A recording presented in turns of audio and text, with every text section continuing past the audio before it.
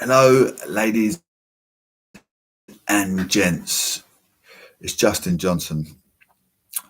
We're on module A225, block 2, Confidence and Crisis 1840 1880, edited by Don NA Loftus.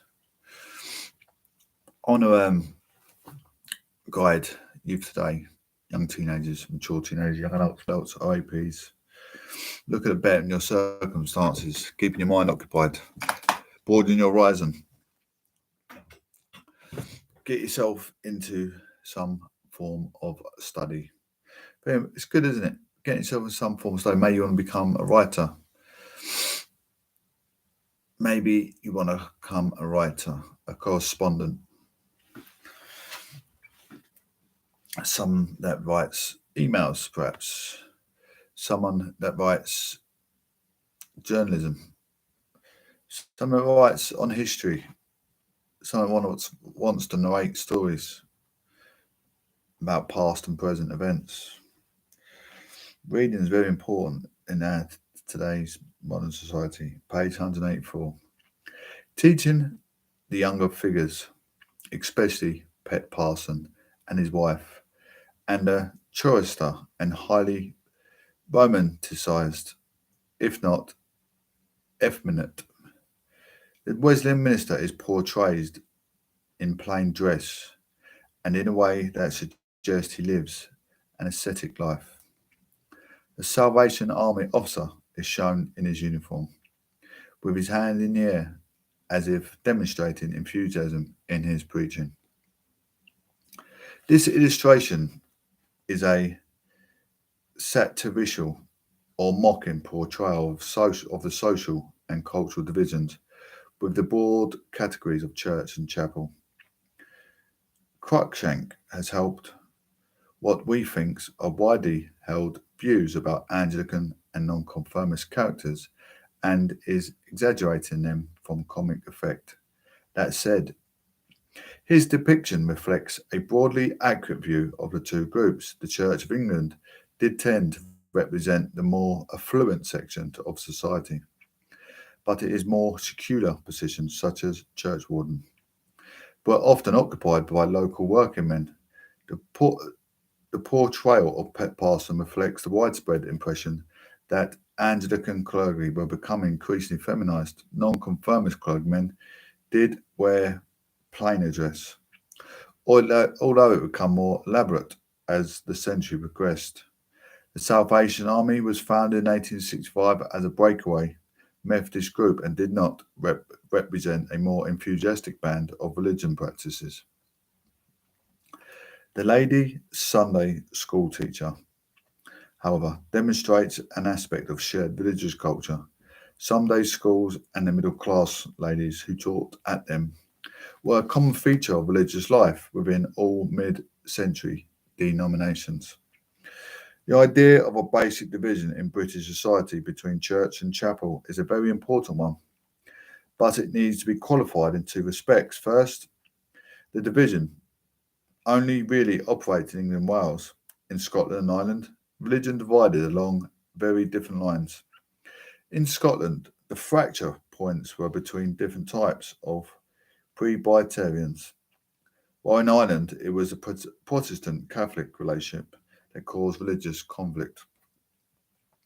Although there were Irish dissenters, Presbyterians mostly, but also Baptists and Congregationalists who objected to the established Church of Ireland, as Unit 6 has shown, they increasingly united under a shared Protestant and anti-Catholic banner.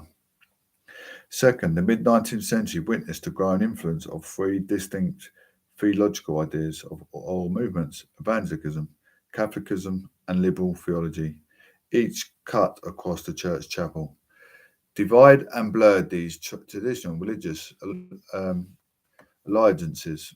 Each was dynamic and expansionist and contributed to religious conflicts that you will study later in this unit.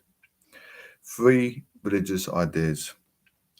Evangelicism was a set of religious ideas that emerged in Central Europe in the late 19th century. in the late 17th century and spread to Britain and Ireland in the 1740s, where it was most clearly seen in the emergence of Methodism. Evangelicals sought through prayer, Bible reading, and collective discussion to live a committed life of faith. An essential part of this commitment was the experience of conversion, an emotional transformation when the individual, realizing their sinfulness, accepted the power of Christ to enable them to live according to biblical principles. Evangelicals believed that this transformation could happen to anyone if they would but accept it, and that no one was excluded from the peace and joy it could bring.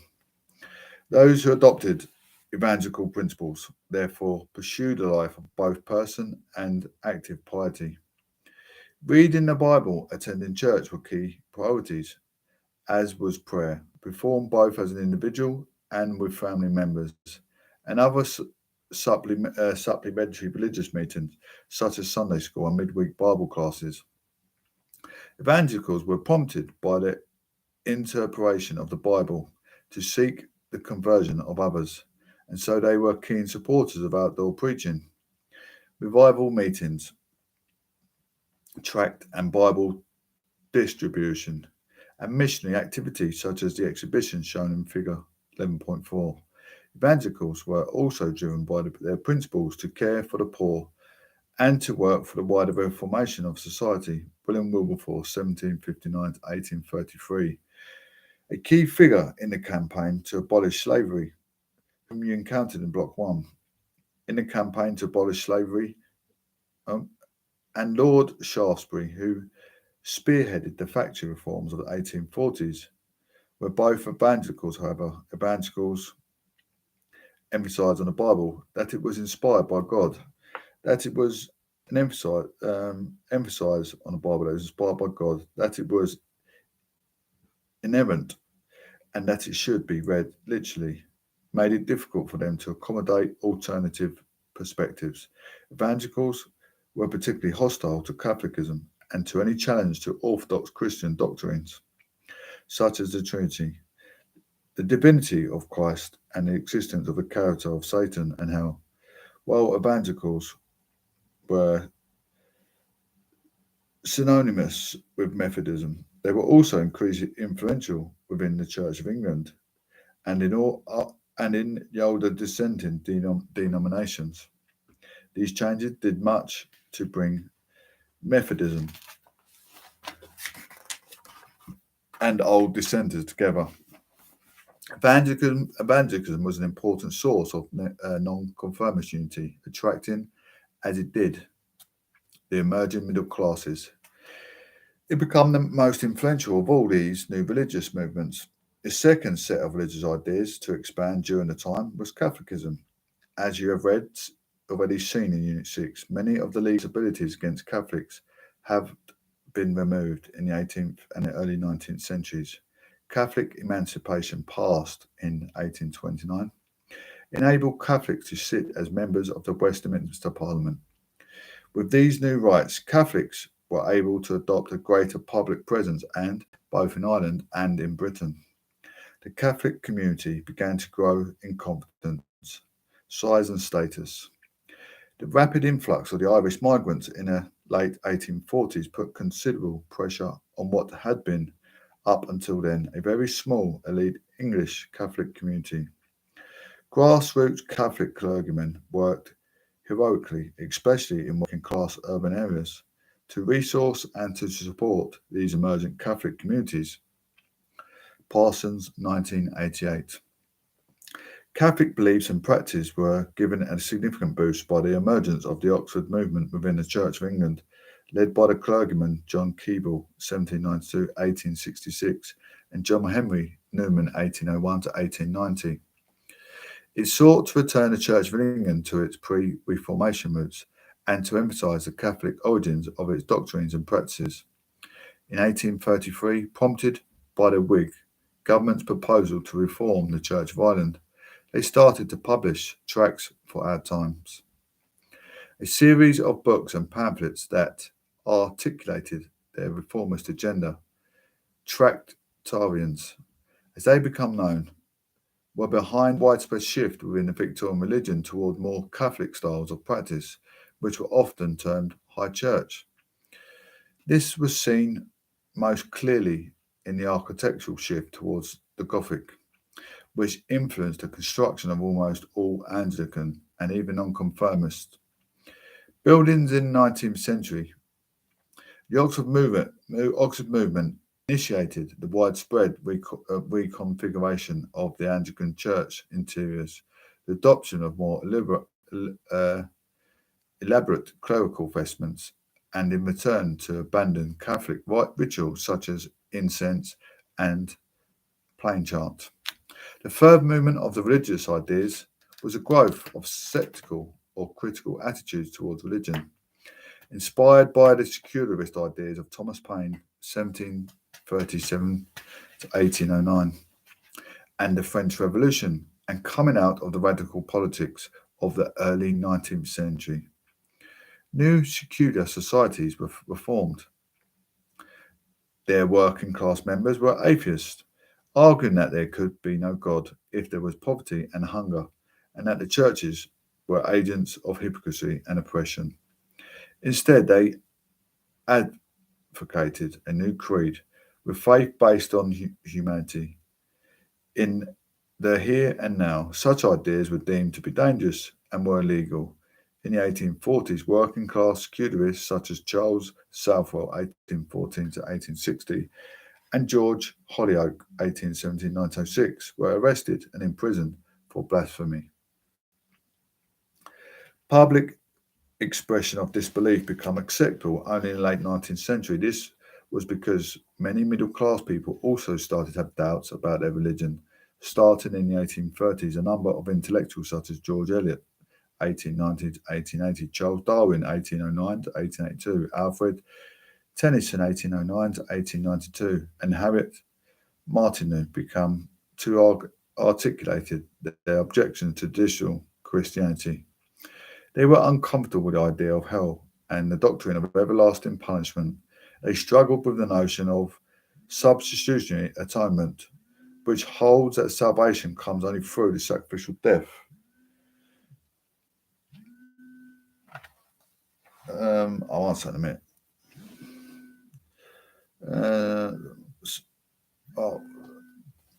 Idea of everlasting through the struggle notion, substitute atonement, which holds salvation that comes only through the sacrificial death of new scientific ideas, such as the notion of natural selection, first published in 1859, were of limited influence at this time.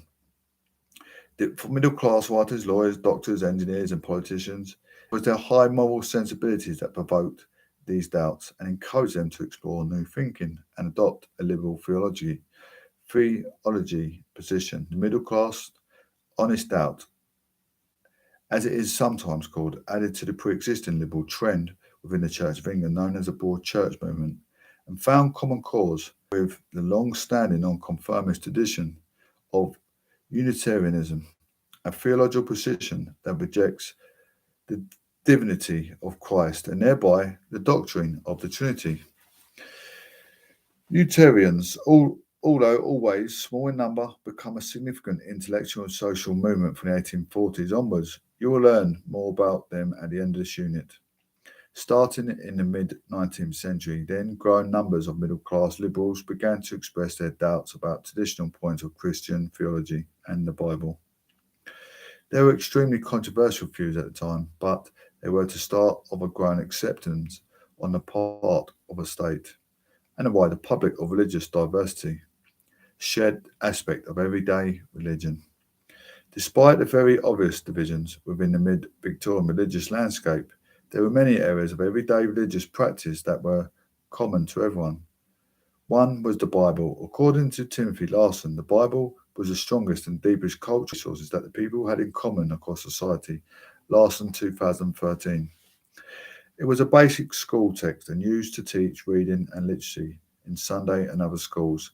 New printing processes increased the range of Bibles available to purchase and reduced their costs. Cheap Bibles, New Testaments and extracts were produced and freely distributed by the many Bible and tract societies as a work of evangelization. The Bible was read aloud in church, and it formed the central core of the family worship, a devotional practice whereby the male head of the house would gather all members of the household together, including the servants, to listen to the Bible and take part in collective prayer.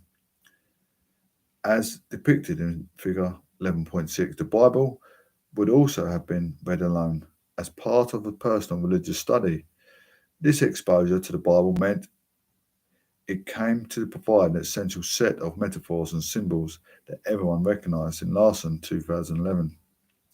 The translation of the Bible that everyone read was the King James Version, originally produced in 1611 and modified in the 18th century. Its age, along with its archaic yet poetic language, appealed to the romantic sensibility of the time, with poets, writers, and intellectuals embedding biblical metaphors into their own creative outputs. By the end of the 19th century, this authorized version was venerated as a literary and cultural touchstone, cited and referenced by skeptics much as by the devout. Beddington 2011.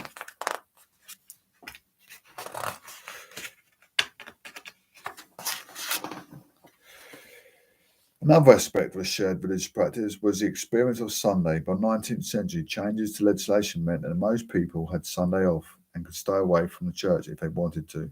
At this time, though, Sunday leisure opportunities were limited. Non-churchgoers could relax at home, visit friends, or do limited shopping, although many of them continued to send their children to church, mainly to Sunday school. Sunday school was started in late 18th century in order to provide free education to the poor children. Volunteer teachers taught reading and literacy alongside the limited range of secular subjects. This model was widely adopted across all Victorian churches and by the mid-19th century had become one of the most popular educational movements in the country. 1851, there were over 30,000 volunteer teachers and over 2.6 million children attending Sunday schools. This represented 3/4 of all working class children in England and Wales, and by extension gave the majority of the population a rudimentary understanding of basic religious principles in Snell 1999. For those who were religious, Sunday was defined by going to church. As the 1851 census showed, religious services were held in the morning, afternoon, or evening. While the church and chapel services had their own distinctive features, the general contours of worship were very familiar.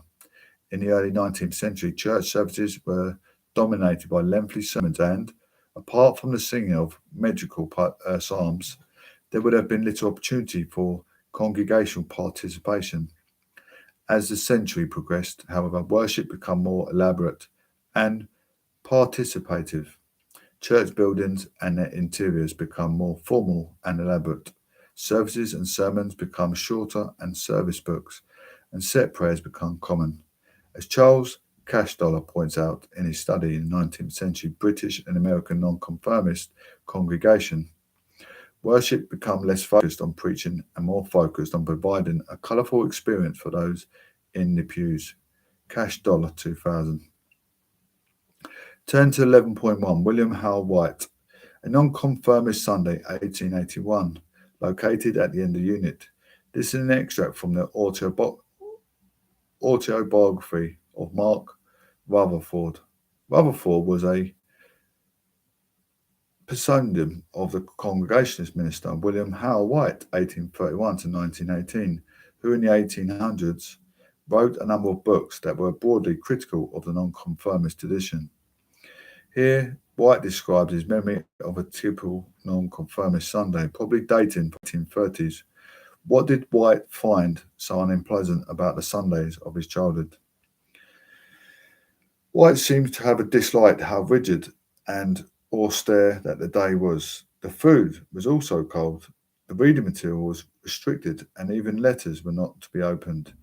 He resented how much time was spent in church and how boring the services were. He points out the Bible was always read, but never explained, and that the prayers were a horrible hypocrisy.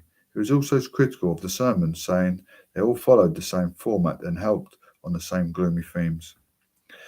Which comments touch on frequent characterizations of the Victorian Sunday as restricted and dull. It is true that there are significant constraints on leisure opportunities, and religious families such as whites did restrict reading and leisure options for children. This private trend was mirrored in the public sphere when, starting 1930s, influential campaigns to restrict Sunday trading and the sale and consumption of alcohol.